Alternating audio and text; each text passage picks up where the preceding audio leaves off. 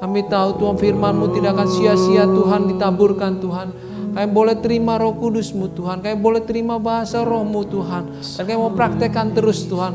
Kami percaya Tuhan bahasa Roh ini tidak bisa sekali saja Tuhan, tapi harus terus-menerus kita praktekkan dalam doa kami Tuhan, dalam persekutuan pribadi kami dengan Engkau ya Tuhan. Tapi kami percaya Tuhan, Kau sudah menaburkan benih itu Tuhan, Kau sudah menaruh bahasa baru itu pada setiap Bapak Ibu yang ada di rumah. Dan kami percaya Tuhan, Roh Kudus-Mu akan terus menggerakkannya Tuhan, untuk kita boleh praktekkan dalam setiap persekutuan pribadi kami dengan Engkau Tuhan. Karena kami tahu Tuhan, bahasa Roh ini bukan bahasa iseng-iseng Tuhan, tapi bahasa yang daripada-Mu Tuhan. Bahasa di mana kami bersekutu pribadi dengan Engkau Tuhan, membuat kami makin hari makin dekat kepada-Mu ya Tuhan. Kami mengucap syukur buat segala sesuatunya Tuhan. Kami tahu Tuhan, firman-Mu ini Tuhan akan menjadi rema dalam kehidupan kami Tuhan, akan menguatkan kami Tuhan. Untuk kami belajar Tuhan dalam 10 hari ini Tuhan, kami boleh merasakan Tuhan baptisan Roh Kudus-Mu Tuhan, dan juga bahasa Roh-Mu Tuhan. Dan kami percaya Tuhan, pengajaran-Mu tidak sia-sia Tuhan, akan membuat kami makin hari makin dekat kepada-Mu Tuhan. Dan kami akan semakin yakin Tuhan, saat kami dekat kepada-Mu, roh kami semakin kuat Tuhan. Pergumulan permasalahan apapun yang kami hadapi hari-hari ini Tuhan, kami bisa hadapi dengan kekuatan yang daripada-Mu Tuhan. Karena kami tahu Tuhan, roh yang dalam kami Tuhan semakin hari semakin kuat. Roh yang di dalam kami semakin hari semakin kuat Tuhan. Saat roh kami kuat Tuhan, kami bisa menghadapi apapun yang ada di luar kami Tuhan. Karena kami tahu Tuhan, roh Allah semakin besar di dalam tubuh kami Tuhan, di dalam kehidupan kami Tuhan. Kami mengucap syukur buat segala sesuatunya Tuhan. Terpujilah Kau Allah yang hidup. Haleluya, haleluya, puji Tuhan. Amin. Kita akan masuk dalam doa syafaat. Mari Bapak Ibu siapkan hati untuk kita lakukan doa syafaat.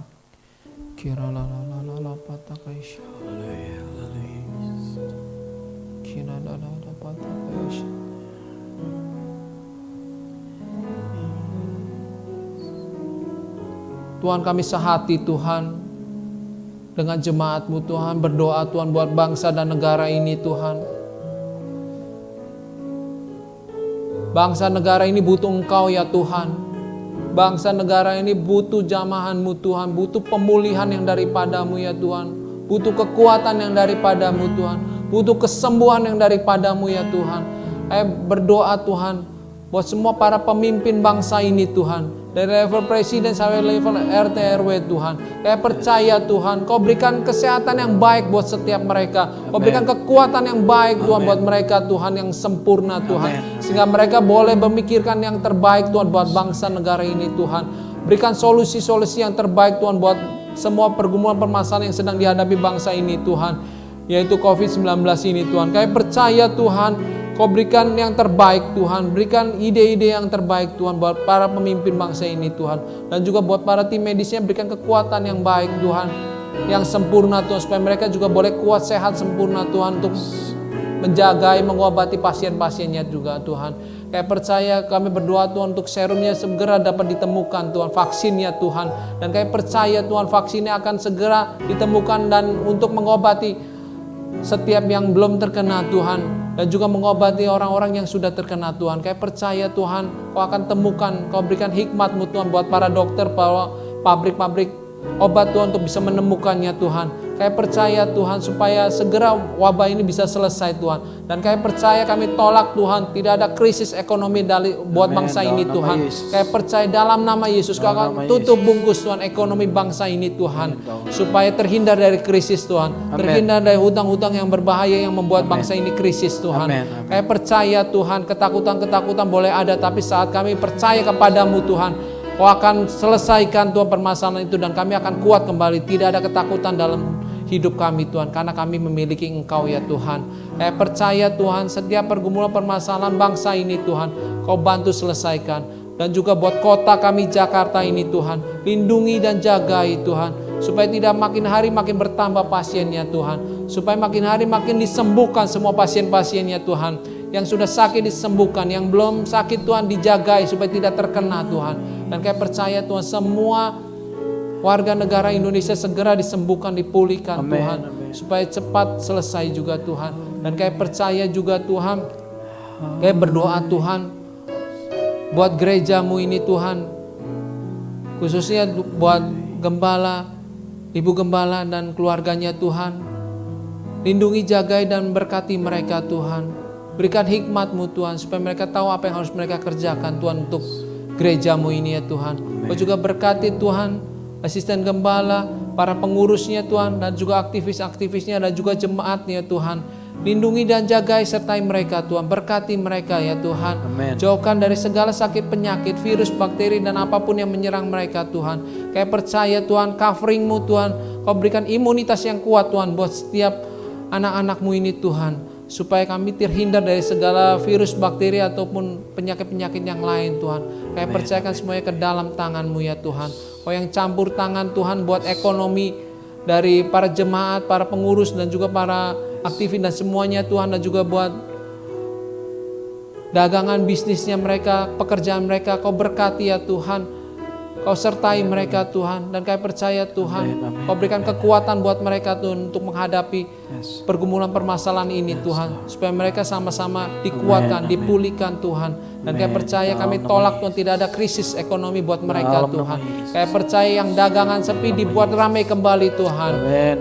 Dan semua pekerjaan Tuhan terhindar juga dari PHK Tuhan. Yang dirumahkan bisa kerja kembali Tuhan. Kami percayakan dalam nama Yesus Tuhan. Pemulihan terjadi buat anak-anak-Mu ini Tuhan. Kami serahkan semuanya ke dalam tangan-Mu ya Tuhan. Dan kami mengucap syukur punya Allah yang seperti Engkau yang tidak pernah meninggalkan kami Tuhan. Kami serahkan bangsa, negara, kota kami dan juga gereja-Mu dan juga semua jemaat-jemaat-Mu Tuhan ke dalam tangan-Mu ya Tuhan. Hanya kepadamu kami berserah Tuhan. Hanya kepadamu Tuhan kami berharap. Hanya kepadamu Tuhan kami percaya kepada Engkau yang sanggup memiliki kuasa untuk menolong kami. Terpujilah Kau Allah yang hidup. Haleluya, puji Tuhan. Amin.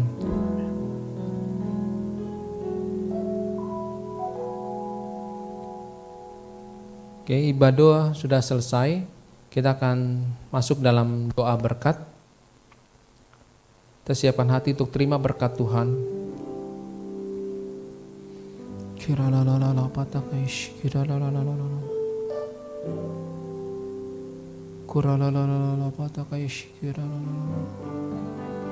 Tuhan, firman-Mu sudah selesai Tuhan. Biarlah firman-Mu Tuhan terus membuat kami mengerti Tuhan, bahwa bahasa roh ini penting buat kami Tuhan, untuk kami boleh terus berkomunikasi dengan Tuhan dengan bahasa roh yang baru yang daripada-Mu Tuhan.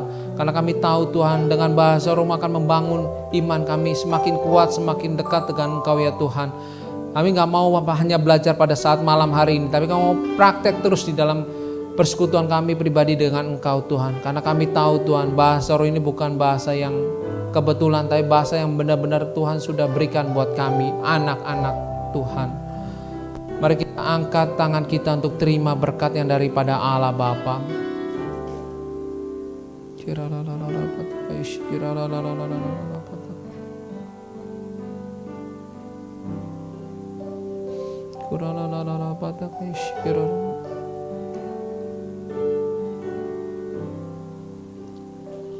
Biarlah berkat yang daripada Allah Bapa